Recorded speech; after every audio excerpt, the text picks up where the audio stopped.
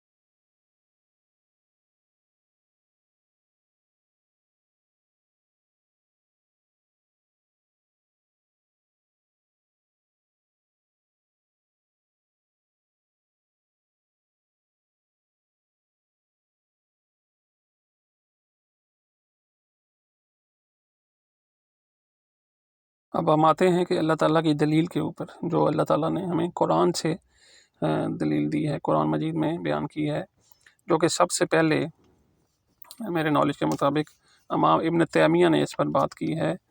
وہ ہے، میں سورت کی آیت نکال لوں، وہ ہے انعام، سورہ انعام کی 149 آیت۔ اعوذ باللہ من الشیطان الرجیم، قل فللہ الحجۃ البالغہ فلو شاء لہداکم اجمعین۔ اللہ تعالیٰ فرماتا ہے کہہ دو کہ خدا ہی کی حجت غالب ہے، مطلب کہ دلوں کو اثر کرنے والی جو دلیل ہے وہ اللہ ہی کی دلیل ہے۔ اللہ کی کیا دلیل ہے؟ سورہ نحل میں اللہ تعالیٰ فرماتا ہے وَلِلَّهِ الْمَثَلُ الْأَعْلَى، اعلیٰ درجہ کی صفات کی مثال اللہ ہی کے لیے ہے۔ یہ دلیل سب سے پہلے امام ابن تیمیہ نے اس پہ بیان کی ہے، اس آیت کی روشنی میں، کہ ہر ادنا کے لیے اعلیٰ ہونا ضروری ہے۔ مثال کے طور پہ ہم موجود ہیں، ہمارا وجود موجود ہے، اور ہمارا وجود سٹارٹ ہوتا ہے اور ختم ہوتا ہے، یہ ہمارا وجود ادنا وجود ہے۔ اس کے لیے ایک اعلیٰ وجود کا ہونا، اعلیٰ وجود کی مثال ہونا ضروری ہے، ایسا وجود جو کبھی نہ شروع ہوا ہو نہ ختم ہوا ہو، نہ بیمار ہوتا ہو نہ سوتا ہو، نہ اس پہ کوئی کمزوری ہو، اور وہ نیسیسری ایگزسٹنس ہے، ایسی ایگزسٹنس مسٹ ہے، اس کو بولتے ہیں واجب الوجود، کہ ایک ادنا کا اعلیٰ ہونا ضروری ہے۔ سورہ نحل کی آیت ہے، آیت کو میں آپ کو نمبر بھی بتا دیتا ہوں۔ سورہ نحل کی آیت 60 ہے، اعوذ باللہ من الشیطان الرجیم، للذین لا یؤمنون بالآخرۃ مثل السوء وللہ المثل الاعلی وہو العزیز الحکیم۔ جو لوگ آخرت پر ایمان نہیں رکھتے انہی کے لیے بری باتیں شایان ہیں، اور خدا کو صفت اعلیٰ زیب دیتی ہے، اور وہ غالب حکمت والا ہے۔ اب اس دلیل کو بیان کیا ہے ابن تیمیہ نے، اور اس کے بعد مولانا قاسم نانوتوی نے اس پہ بات کی ہے، اور اشرف علی تھانوی رحمۃ اللہ علیہ نے بھی۔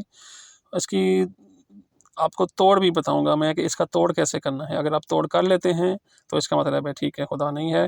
توڑ یہ ہے کہ ادنا کے لیے اعلیٰ کا ہونا ضروری نہیں، یہ ثابت کرنا پڑے گا، اور یہ ثابت کرنا ہوگا تو ہمارا وجود اعلیٰ ثابت ہوگا۔ تو ہمارے وجود میں اعلیٰ ثابت کرنے کے لیے آپ دلیل دیں کہ ہمارا وجود ہر لحاظ سے ثابت ہے، مکمل ہے، اس میں کوئی بیماری نہیں، کوئی کمزوری نہیں، اس لیے خدا کا وجود ہونا لازمی نہیں۔ تو اس لحاظ سے اس طرح سے آپ اس کا توڑ کر سکتے ہیں، اور یہ ہماری ایک ایمانداری ہے کہ ہم آپ کو بتا رہے ہیں کہ ایک مثال جو اللہ تعالیٰ کی اعلیٰ مثال ہے اور اللہ تعالیٰ کی دلیل ہے، اس کو توڑ کیسے کر سکتے ہیں، آپ اس کو کاؤنٹر کریں۔ شک کی وجہ سے آپ اس کو ختم نہیں کر سکتے۔ دلیل کو ختم کرنا ہے، اس کا کاٹ کرنا ہے، تو اس کے سامنے دلیل لانی پڑے گی اور وہ یہ توڑ دینا پڑے گا کہ اللہ تعالیٰ انسان جو ہے وہ اعلیٰ ہے، اور اس کا یہ مثال اعلیٰ مثال ہے، تو پھر ہی اللہ کا وجود ثابت نہیں ہوگا، ادروائز آپ کو یہ ماننا پڑے گا۔ ابھی آپ مولد کو یہ سمجھائیں گے، وہ کہے گا جی ہمیں ماننے میں کوئی حرج نہیں ہے، ایسے جیسے احسان کر رہے ہوں اللہ پہ، یہ آپ کے ماننے سے اللہ کی بڑائی میں کوئی زیادہ اضافہ ہو جائے گا، اور اگر آپ نہیں مانیں گے تو اللہ کی خدائی میں کوئی کمی آ جائے گی۔ لیکن کہتے ہیں ہمیں قرآن والے خدا کو ماننا نہیں چاہتے ہم۔ کیوں نہیں چاہتے؟ کیونکہ ضد ہے، ہردرمی ہے اور تعصب ہے۔ کیونکہ اگر لوور بینگ کی صفات ہیں، فار ایگزامپل مثال دیتا ہوں میں، ماں کے میں اندر رحم ہوتا ہے بچے کے لیے، اور اس کی اعلیٰ صفت، اعلیٰ مثال اللہ تعالیٰ کے رحم کی ہے، جو رحمان بھی ہے اور رحیم بھی ہے، جو کہ مکمل اور ہر طرح سے رحمان ہے اور رحیم ہے، جو کہ اللہ تعالیٰ انسان کو اوپر آخرت میں رحم کرے گا، جنت میں انسان کو، مسلمان کو لے کے جائے گا جو اللہ تعالیٰ کی بات مانے گا، اور جو نہیں مانے گا اس کے لیے اللہ تعالیٰ جبار بھی ہے اور قہار بھی ہے اپنی مکمل کمال کے ساتھ۔